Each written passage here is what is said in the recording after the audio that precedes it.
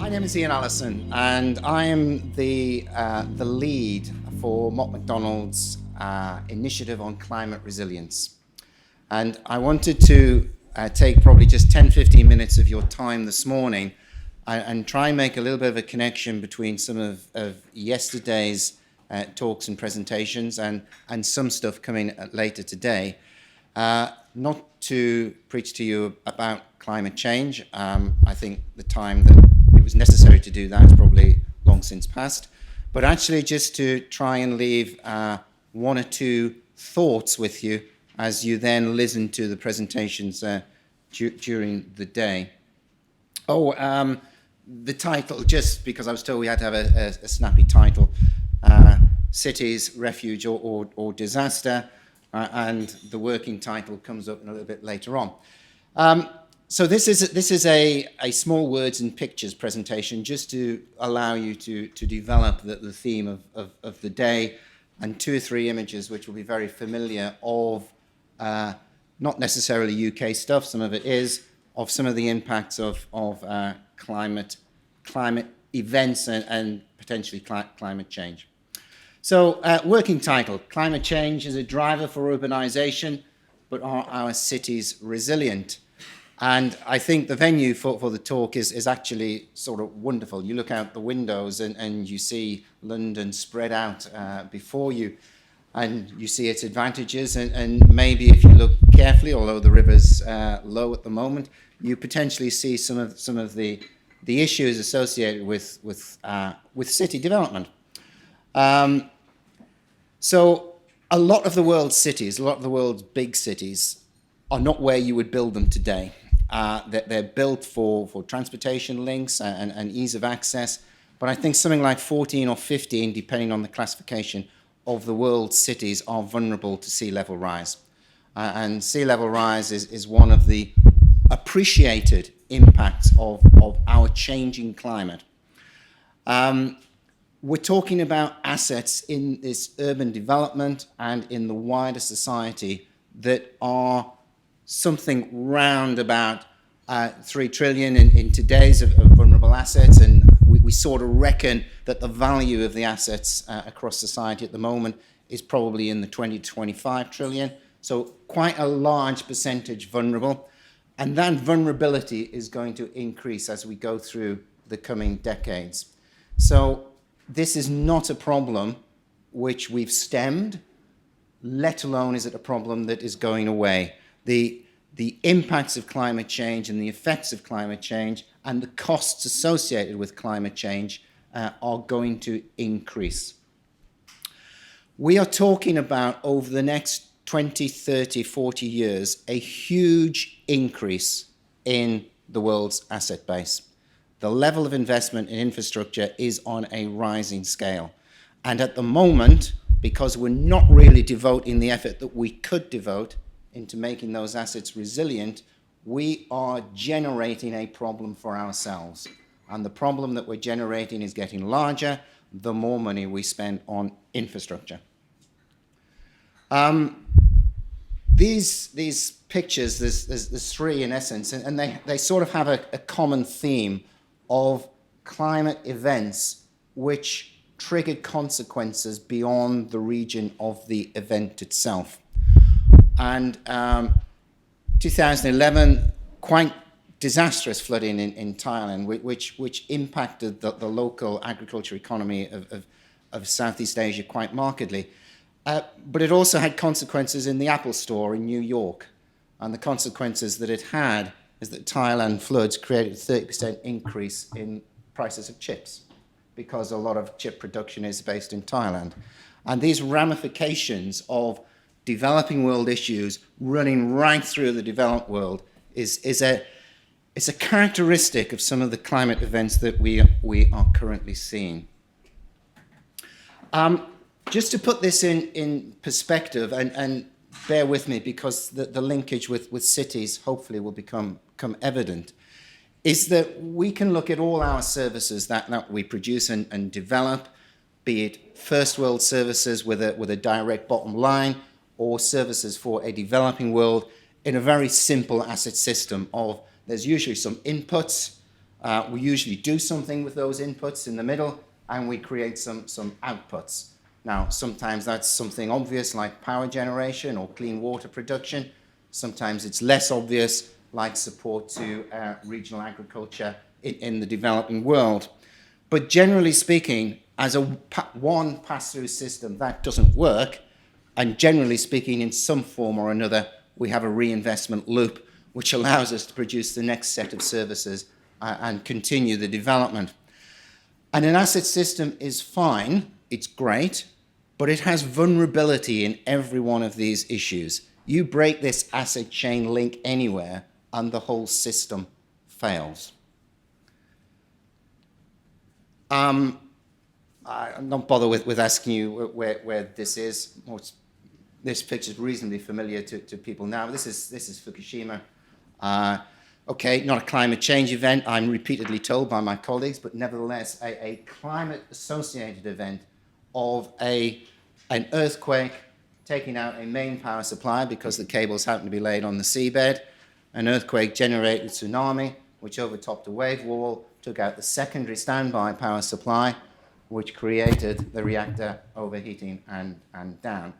And here we had a situation that this nuclear station, was supposed to be resilient. It had a standby power facility in case the main power supply went out. Power very, very critical to a nuclear power station because of the cooling, which is what went down. But of course, we had a single event which triggered multiple routes to create a cascade failure. The linkage between this and the closure of a car assembly plant in the UK. Car assembly plant in the UK was Honda, and it couldn't get the engines out of Japan because of the situation in Japan. A linkage across the globe. So a real embodiment of the sort of chaos theory that the butterfly flaps its wings over there and something falls over here. The asset system that I talked about and its vulnerabilities is fine. We can task all our service providers, our asset owners, to look at their systems, to make it robust, to make the chain less vulnerable. But actually, we don't have unique systems anymore. We have systems of systems. We have things so interconnected to make them efficient, but interconnection is just another word for interreliance. And we have water production facilities, which of course rely on power generation facilities. They rely on telecoms facilities. They rely on whole supply chains of facilities.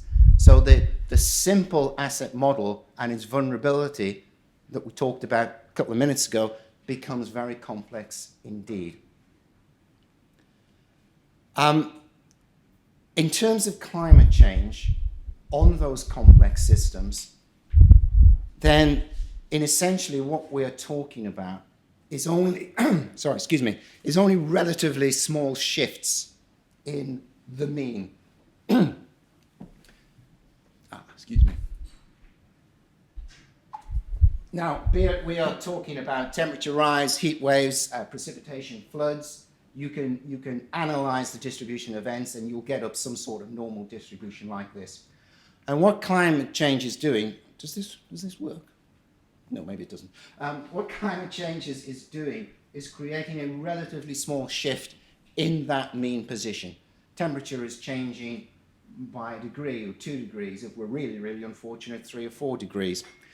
But the consequence of that has nothing to do with that shifting mean. The consequence is on the shifting extremity.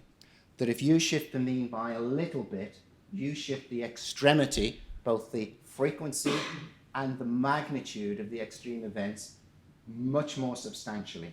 And it's these extreme events driven by climate change which have the impact on our assets and systems because they are generally not designed for the extreme events. And generally speaking, they can't really be designed for the extreme events because the extreme events are reasonably undefined. So the issue that we have in managing our systems and managing our cities is all around these magnitude of extreme events. Climate change in itself, although Huge credibility is now given to the science. 9 out of every 10, if not 99 out of every 100 scientists would say climate change is a reality. It's only the extent which is as yet uncertain. And of course, we can impact on that extent by our interventions in resilience, as well as by further interventions in mitigation. But nevertheless, as you cast ourselves forward, there is an uncertainty on the impact of climate change. And where we create our assets of relatively short duration, then that uncertainty is very limited. By the time we're creating assets of major duration, then the uncertainty increases. So as you go up through the power stations, the major pieces of transport infrastructure, all the way up to the nuclear power stations, then you're looking at design lives of 50 to 100 years. And the range of uncertainty of climatic impacts over that timescale is quite substantive. And in terms of city development, where all these systems come to play, we have to start managing this uncertainty. Not necessarily by saying, actually, we'll take the worst possible scenario, and that's what we'll design for over 100 years, but actually, over the time scale of the life of our cities, which is a long time. We don't build cities to go tomorrow. We have to start having intervention periods in them, where we can take different levels of action depending upon what the base, what the chronic deterioration of the climate actually is. The impact on our cities is accepting that there's a chronic deterioration, sea level gradually rising, but then on top of that, putting increasingly acute events of flooding, precipitation, which creates an imbalance in our systems. What do cities do about this? What does anybody do about this? But this homes in on cities, because the cities have become an attraction to people. Climate change is a driver in some instances, pushing people into the cities. We have to accept that we can't design out of this situation. We can't make our assets, our cities, so robust that there's no consequential impact of climate change.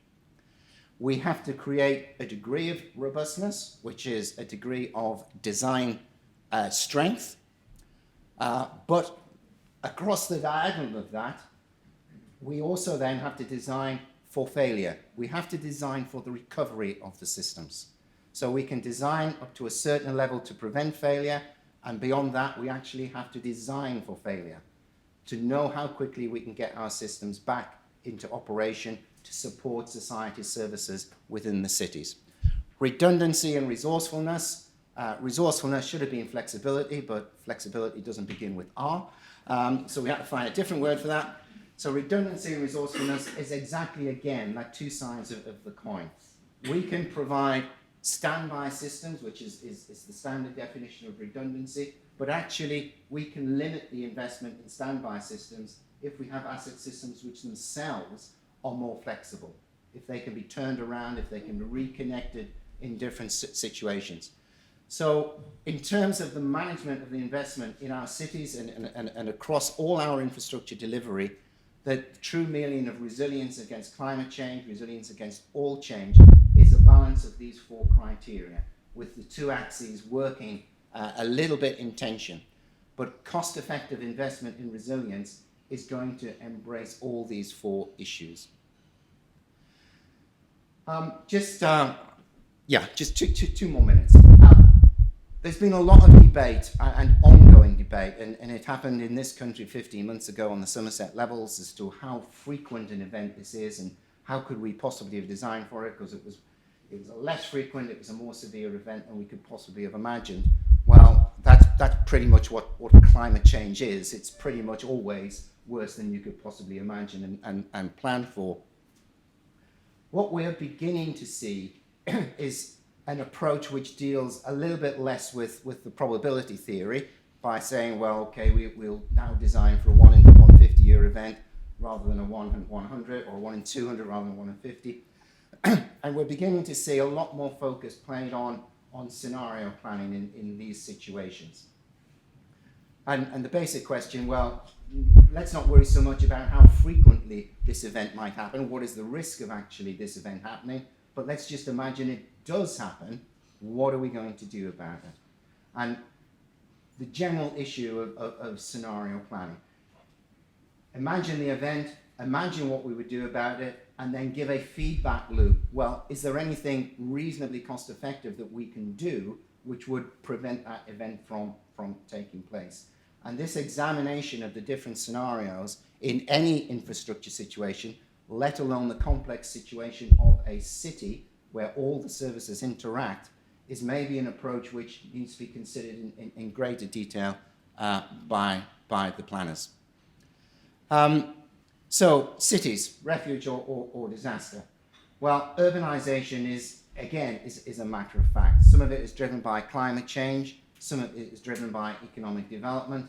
In many parts of the world, urbanisation, moving to the city, is synonymous with social progress. That's where people want to be. Our cities are set not only to grow in themselves, but grow in number.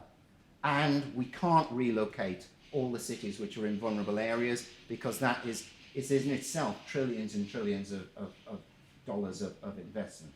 So we have to look at making the infrastructure that we have, the interconnected and interreliant systems that our cities are built upon, more resilient and more reliant. This is a quotation from McKinsey issued a report on short-termism and the threat for climate change just last week. I think we saw it, and this is one of just the more striking quotations from that article and report by McKinsey. Understanding these potential impacts is one thing, but we need to turn our attention to really serious planning, be it scenario planning, probabilistic theory, whichever approach that we're adopting, to try and take on board some of these wider issues of climate change, its impacts on assets and society, and its connection with urbanisation and city development. So, okay, ladies and gentlemen, thank you very much for that, and hope I didn't keep you from your croissants too long.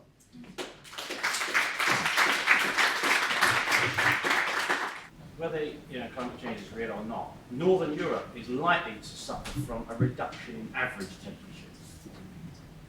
Okay, it's true. The North Atlantic, the current and everything, and that it still doesn't mitigate the fact that average global temperatures will be increasing. So why aren't we planning for cold?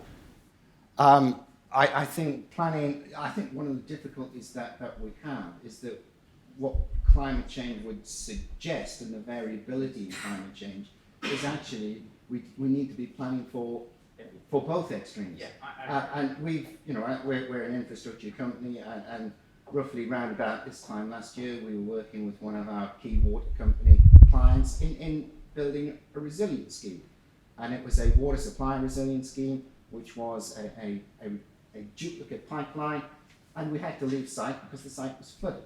So we were in the middle of a drought, and the construction works were flooded because we had a high intensity rainfall which hit the baked ground and just flashed straight off the ground and created flooding.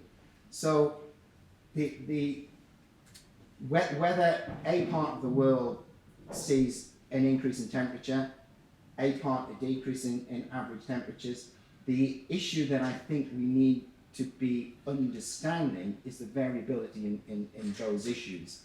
And although the UK has always prided itself in the variability of its weather, I think increasingly you're in the frame that if it's a drought today, that really doesn't mean that it's not going to be a flood tomorrow.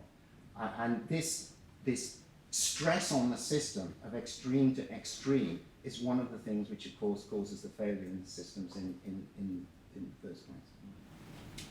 And resilience also really would presuppose some sort of decentralisation of our utilities, because centralisation is probably the greatest risk. Big power plant, remote from everywhere. Shouldn't we be thinking about decentralisation? So the decentralisation issue, I think, does speak very directly to the resourcefulness and redundancy, i.e. the flexibility of plan. And certainly we was recently crossing the States talking to one of the major water companies there, and this was for DC Washington. Now DC Washington is not without its prestige, and Washington DC has essentially one prime wastewater treatment plant. And where do wastewater treatment plants go? Well, they always go on the estuary. And where's the thing that's most susceptible to sea level rise, coupled with inundation from the system? Well, it just so happens to be the estuary. But that's where our systems funnel into. And would it be better for Washington, D.C. to have two key treatment works with a pumping station linking the two in case one of them goes down? Then yes. But where we are today with our existing asset base, that is a huge quantum of investment, because it's not just the treatment works, of course, it's all the supply chain to that particular factory, be it the sewerage and whatever that links into it. So my point, I guess, would be that it's not too late, because the amount of infrastructure investment that we've got over the next 20, 30, 40 years is going to overshadow what we've already got. Yeah. So it's not too late to be adopting something which looks like a little bit more like a resilience approach. I've got, sorry, excuse me, I got three hands unexpectedly. I think in the middle, sorry, yes, hi. Hi, I'm not sure from LDA Design. Thank you, that was a really interesting take on it all. I think just picking up the gentleman at the front's point about decentralisation, I think there are very clear trends in the energy world already, not for climate change reasons, but purely the way technologies are changing the balance between a renewable system and a fossil fuel system. We are already rapidly, actually, behind the scenes moving to a more decentralised system. But my question to you is engineering, Mott's mostly engineers, I think, or large part engineers. Engineering is clearly important to this. What's your view on how important relative to other ways that we can build in resilience and adapt to climate change? Okay, so I think engineering in its broadest sense is not simply about creating new assets. So I think it has linkages with all those other approaches to resilience. Can I just go back one before that? What I don't want anybody in the audience to go away from this saying, well, it's all to do with climate change, and I don't believe in climate change, therefore I don't believe in anything that's been said. What I think climate change is it's a trigger. It's producing or putting on our already stressed systems which are stressed from population growth, aging infrastructure, social development, because everybody wants a better tomorrow than today, irrespective of which part of the globe that you're sitting in. That is stressing our current approach to infrastructure and asset development. And I think what you've got in terms of climate change is a huge unpredictability in the sort of climatic scenarios that these infrastructure are having to deal with. So in some sense, then climate change is a bit of a soapbox that we're beginning to stand on and say, actually this is real, and actually it doesn't really matter whether you believe how real climate change is. Climate change is happening. It's only the extent to which it's happening, and catalyst is the word, and that is exactly what it is. And we need to prod and poke that, and it's really my role within Mott Macdonald. I think as an engineering, and now I'm getting told to shut up, very, very politely I'm being told to shut up, but I do think that the technology, maybe this is not the answer that you're looking for, so I thought I'll perhaps leave you with. I personally don't think that technology is the ultimate answer. I think we're talking about a lot of progress that can be made with technology. I think technology will further mitigate the adverse impacts of the climate change if we get our act together, but I still think there's an if there. But I do seriously, personally believe that we're also looking at culture change, that we have to stop thinking that tomorrow will always be better today with more things and more bits and more convenience. At some point, I think as a society, we might have to start thinking, actually, we need to create a little bit better balance here. Otherwise, this it's not sustainable to the horrible way. I really am being asked to. Okay. Again, thank you very much indeed.